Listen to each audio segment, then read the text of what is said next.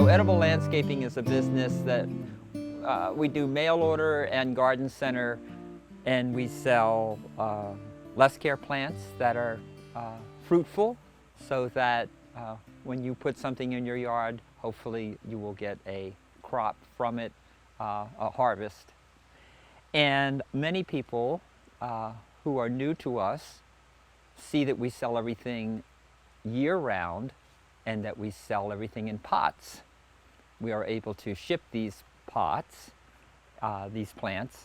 And so when you go to our website, you may find different sizes at different prices. Smallest is usually the cheapest, and largest is usually the most expensive. We do grafts, which are more expensive and usually than plants that are grown from seed or on their own roots. The smallest pot that we sell is a 2-inch pot. This is a 2-inch pot. It's about 4 inches deep, 2.5 inches square, and the plant needs to be well rooted for us to sell it. So you can see the roots here. When you get this plant, you would probably spread these roots so they'd be on both sides of your soil. You tease the roots out like this, and then you get your soil on both sides. That's so important. You don't want to just put the plant in the ground. Usually they find that a little uncomfortable, a little confining. They have a hard time going into your soil. You want your soil well aerated. That means you like dig it up with a good spading fork, but break up the chunks and aerate it a little bit. You don't want to put a lot of heavy compost or things that might burn the root or right around the roots. That's always good for being on top. But besides that, I'm not really wanting to give you a care guide demonstration here. I just want to show you the size of a pot that you're getting. And we don't usually guarantee 2-inch pots. They're more of a horticultural, you have to be a little savvy to be able to take a 2-inch pot and be successful. But this in the ground or in another pot should just take right off. You shouldn't have any problem with it at all at pretty much any time of the year. Also remember, when you're getting 2-inch pots, if it's very, say it's January and it's very cold, we're not going to ship those plants to you till later, until you can, really use them. But we ship year round. And if you order from us in August and you live in California, which is about 3,000 miles away from Virginia, well then, perhaps you should think about reconsidering and reorder in October or sometime when the weather conditions for that shipment, which takes usually only 4 days. We don't want the plant to arrive baked or dried out. So always be aware that a larger pot may travel much better, say the gallon or even the quart pot. So this is the 2-inch pot, and this is a Petite Négrier. You can see the little fruit. Did you see it there? So a 3-inch pot is a little bit bigger than the 2-inch. It's probably 3 inches by 4 inches.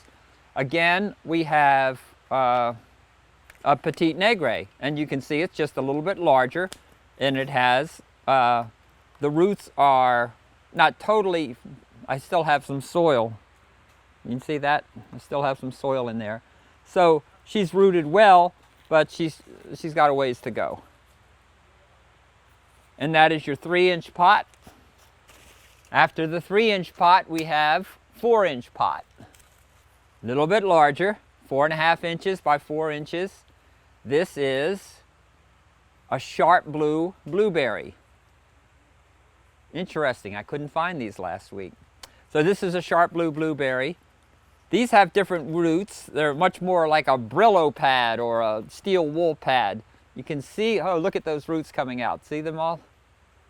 When you plant blueberries, you want this kind of soil for them, high organic matter, say mulch or peat moss. They love growing in a forest type of environment as far as the soil's concerned. They will not grow in red clay or very rich soil, compost, but they love organic matter. And once you get their soil needs met, you can grow all the blueberries you want. But that is a 4-inch pot. And now we'll go to a quart pot. And I have plenty of them here. This is a Shenandoah pawpaw in a quart pot. And this is the first thing that I've picked that is grafted. So this was grafted on a regular pawpaw seedling. And these take a little bit more time because you have to develop the rootstock so it holds the bud and pushes the bud. So the rootstock already has to be a year or two old.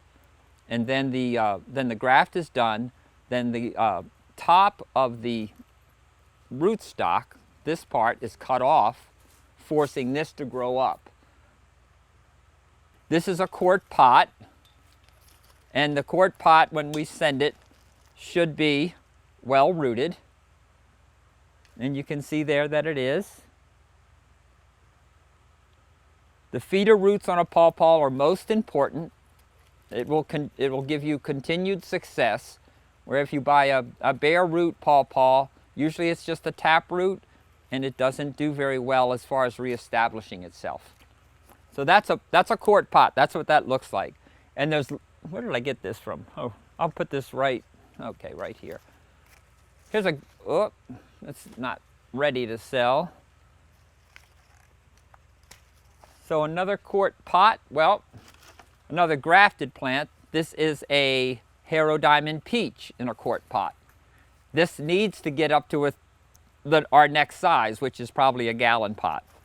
But as you can see, it's quite well rooted. Transplanting something like this, you're going to really feather out these roots here.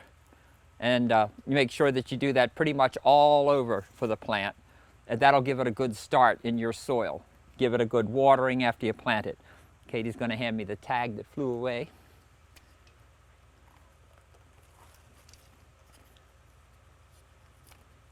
We sell two different kinds of 3/4 gallon pots. This is one of them. It's the tall pot. This again is another Harrow Diamond Peach. This is a grafted variety on a red leaf rootstock. But that's what you would, if you got a grafted plant, you're usually going to get something like this. This one's a little older. It's probably been here for about 2 months and not been sold, 2 or 3 months, and it's ready to get into a bigger pot. So this may go into a 3 gallon, and next year we'll be selling it. Next season we'll be selling it as a 3 gallon if it's not sold. This is another 3/4 gallon. This is a patio peach or flory peach. And it's a genetic dwarf, so it doesn't get tall like the other peaches. It grows bud to bud, not much stem. Very cute little plant. And that gives you an idea what the 3/4 gallon looks like. And it looks like it's pretty well rooted. Let me take a look. Looks like we put some soil on the bottom when we brought this up from the grafting house. So it is still using up the soil in the reserve. Cool. So we're in greenhouse 2 now, where the plants are a little bit larger. You'll not find the 2-inch or the 3-inch or the 4-inch or the quarts in here very often, but you will find the 3/4 gallon, which we were looking at up there. Also, there's a 3/4 gallon jujube right here. That's a contorted jujube, zigzag. And this is also a 3/4 gallon. So both of these plants are 3/4 gallon. This is the regular long gallon. So you can see the difference. So we sell this as a gallon. It's about a 7-inch pot by maybe 7. I'm not sure exactly the dimensions on that. This is a Alden grape. So it's like a Concord, but thin-skinned and much more like what you might buy in the food stores, even though it's still an Eastern grape. It's not a vinifera. But this is Alden, and this is the gallon pot. The difference being, you'll see a number on the bottom. This would say 400. This is called a 300. A 4-inch pot is usually like a 100 or like a 1/4 of a gallon. But anyway, when you see the 400, you know you've got a true gallon.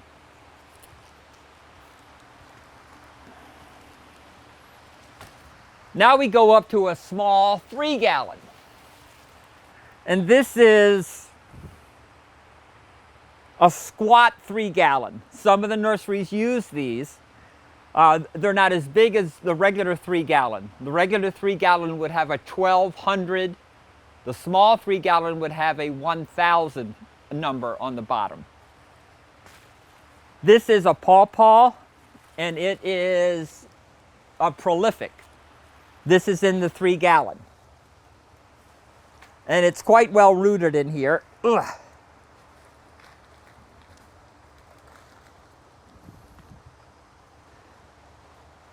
All right. So we have a 3-gallon here. Sometimes the 3-gallons get a little bit away from us in height.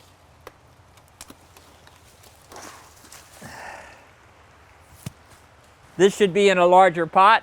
So this is a Methley plum, and that is in a 3-gallon. This is an apple and a Williams Pride apple, and this is in a 3-gallon. That needs to be moved up.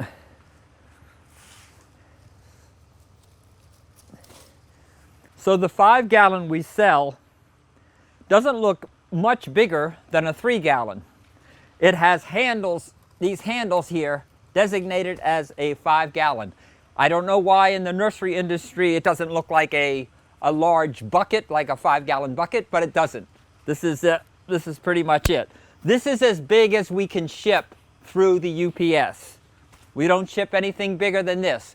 If you want a 7 or 15 gallon pot, those have to be picked up at the nursery. We're in greenhouse 15. This is a little bit larger plants. A lot of the bare root will come in here in December, and then we'll pot this stuff up and it gets ready. This is a 5-gallon grafted Methley plum. Nice full plant. Looks like it's about 5 feet tall, 5 or 6. Over to my left, a lot of 3-gallon jujube. So yeah, I'm gonna put this one just over here.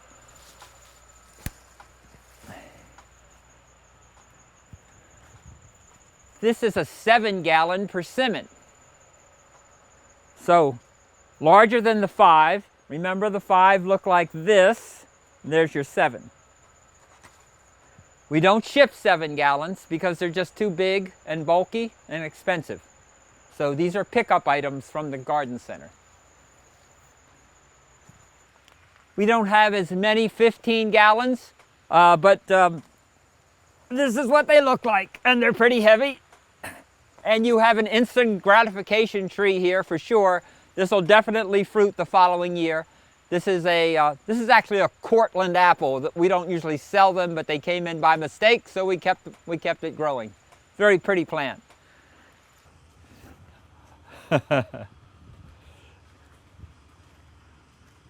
I believe this is the 35-gallon pot. I could be wrong. It could be a 45. And we will have plants in these occasionally. This is definitely a pickup item or a freight item.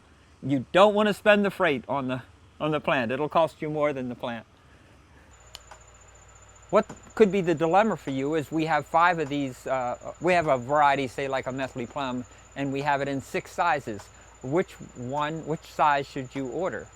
And I would think that a lot of decision making would be with the attributes of one towards the other. But the 15-gallon, of course, you'd have to pick up, and it is huge. So if you're doing a landscape or you're doing something that you want an instant tree there, then you would spend the money for a larger tree. But then usually they grow quite fast, especially something in like the prunus, like a Methley plum or a Stanley plum. Even the apples, they grow pretty quickly when they're young. I would say economically, there's a factor there, and especially if you want to order a lot of things at once. So say you're a new gardener, and you want to plant just everything. I'd hesitate on ordering everything. A couple of plants a year. You'll be able to take care of them, and it'll be easier for you. You won't be overwhelmed. A size thing, I would say for a beginner, I say the gallon and up is a better size, and I'd look into the direction of something like that. If the 3 gallons, of course, will give you more of a statement. You'll get earlier fruiting with the 3 gallon. So there's all these different attributes. And then if you go with a 2-inch, you'd be surprised in 1 year how much they'll grow. I know I did an experiment last year with a Rika blueberry, and it was in a 4-inch pot, probably only about this tall. It has tripled in size this year. We gave it a lot of mulch. It's right next to a bedroom. It's easy to water. It's easy to take care of. It's close to the house. So there's a lot of things that we've incorporated into the decision of where we put it to make it respond and grow really well. Not that you can't do that with a 2-inch or a 3-inch or a 4-inch. And sometimes we only have, say, one of those sizes to choose from. In the case of blackberries, if you want instant gratification, you almost can get that with a 2-inch pot, because by fall, some of the red raspberries will actually be putting on a fall crop with the new canes that came up. So you don't have to go big with the blackberries unless there's a statement to be made or you want to establish something quite quickly. You will get fruit on our 3-gallon raspberries. Success with a potted plant, I think the probability of success is a lot higher when compared with bare rootstock.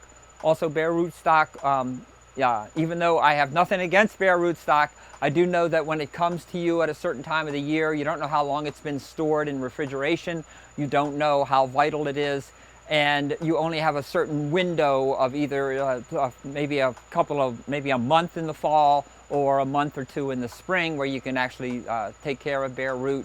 I think we take a lot of that, the questions of success and survival out of the equation when you have a plant in a pot.